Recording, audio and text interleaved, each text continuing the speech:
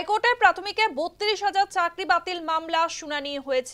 আজ সেই শুনানিতেই উঠে আসে কে সুবিধা পেয়েছে কে পায়নি সেটা দেখব না, দুর্নীতি দেখলে পদক্ষেপ করব, মন্তব্য করেন বিচারপতি। ৭ই জুলাই এই মামলার পরবর্তী শুনানি। হাইকোর্টে প্রাথমিকে ৩২,০০০ চাকরি বাতিল মামলা, কে সুবিধা পেয়েছে কে পায়নি সেটা দেখব না, দুর্নীতি দেখলে পদক্ষেপ করব, মন্তব্য করেন বিচারপতি। অনলাইনে রয়েছে প্রতিনিধি মৌমিতা মিত্র। মৌমিতা, হাইকোর্টে প্রাথমিকে ৩২,০০০ চাকরি বাতিল মামলার শুনানি হয়, সেই শুনানিতে বিচারপতি কি মন্তব্য করেছেন?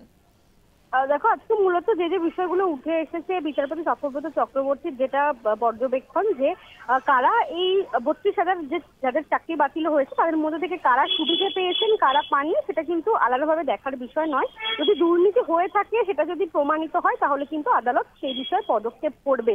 এবং আইনজীবীদের তরফ থেকে বলা হয় যে যা শূন্যপদ ছিল তার থেকে অনেক বেশি সংখ্যক নিয়োগ করা হয়েছে।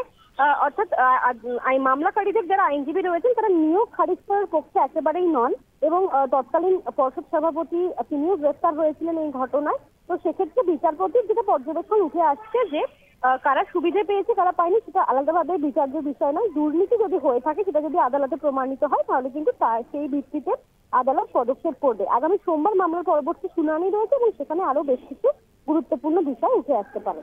ধন্যবাদ মৌমিতা। আমাদের সঙ্গে ফোন লাইনে ছিল প্রতিনিধি মৌমিতা মিত্র।